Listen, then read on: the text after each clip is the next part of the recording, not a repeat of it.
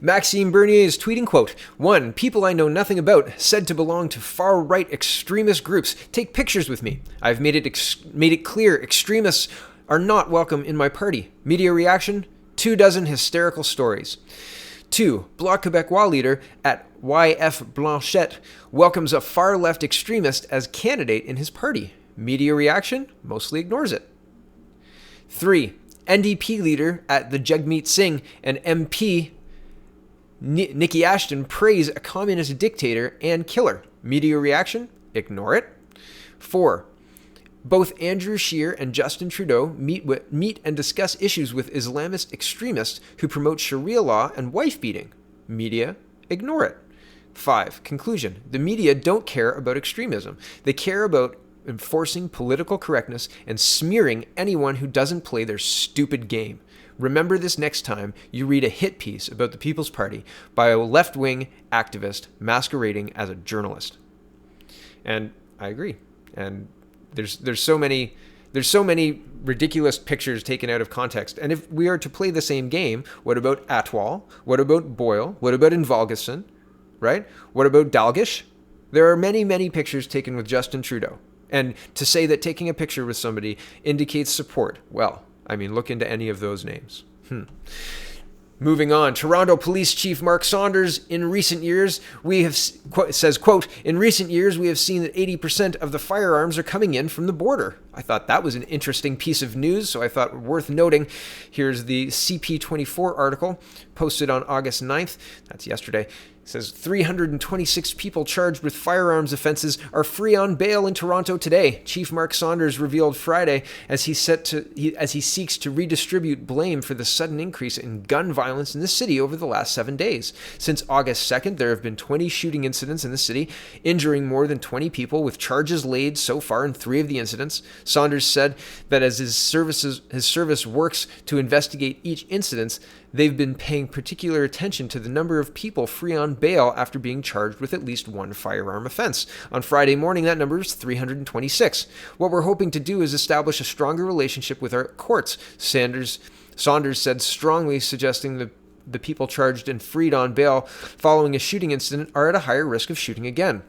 We need that deterrent factor because a lot of people are in possession of firearms right now, he said. Saunders said Friday that it is safe to say there are more people carrying firearms in the city today than in recent years, and the street gang activity has increased. So I want to point this out. Saunders didn't say that. Saunders said it's safe to say, and the newspaper is filling in the rest. And perhaps the question was asked, would you say that more people are carrying firearms in the city today than in recent years? And he would say it's safe to say that. So that's how that would happen. But I just want to point it out. He didn't say all of that, okay?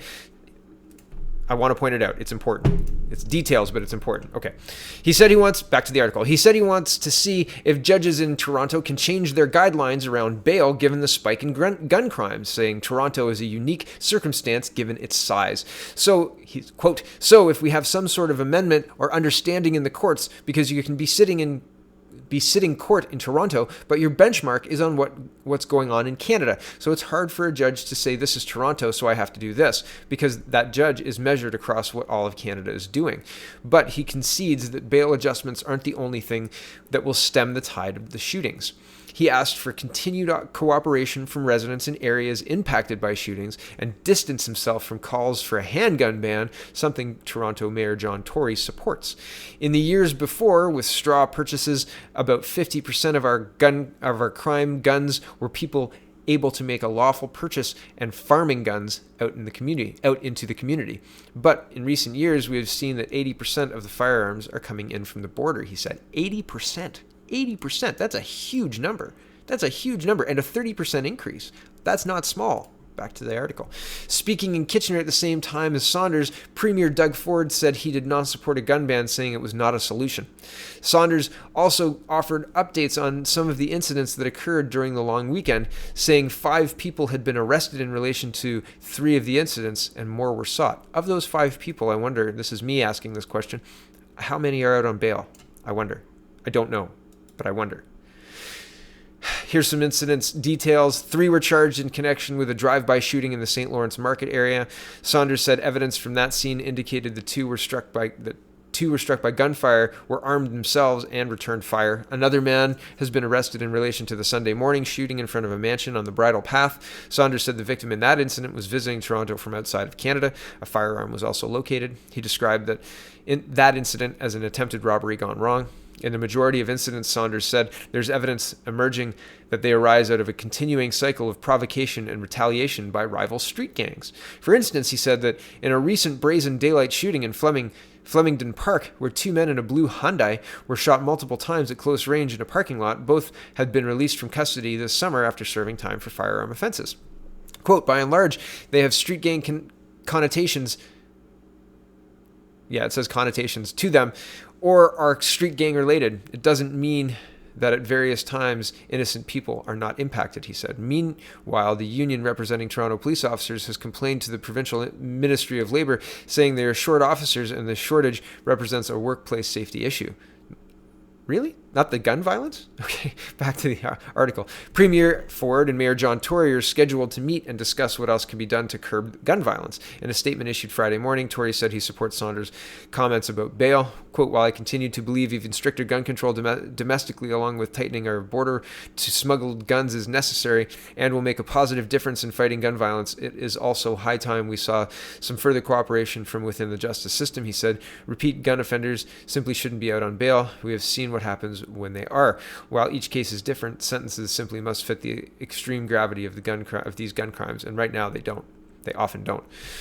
We should make whatever changes to the law that are required to give judges the tools they need to address this problem, and they in turn must focus a keener eye on community safety. As of Friday, the city had 35 homicides. At this point last year, 59 people had been murdered.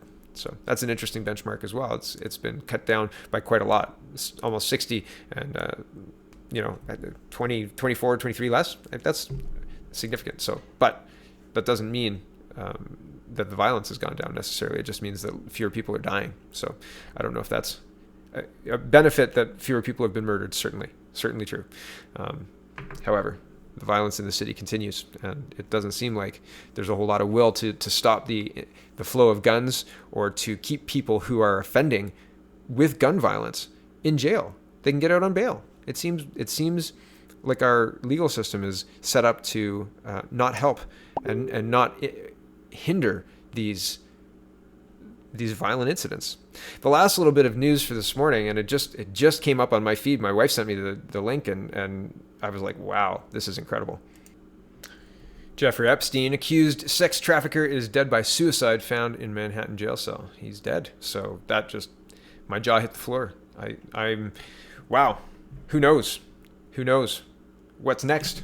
Twisting and turning. And this has less to do with Canadian politics and more to do with the global politics, but it's worth a mention. If you've been following this case, it's explosive. Lots of big names coming out. There were some documents released yesterday and things leaking out. So my goodness, I don't know what's next, but as I said, it's an interesting thing to watch. Thanks for watching, everybody.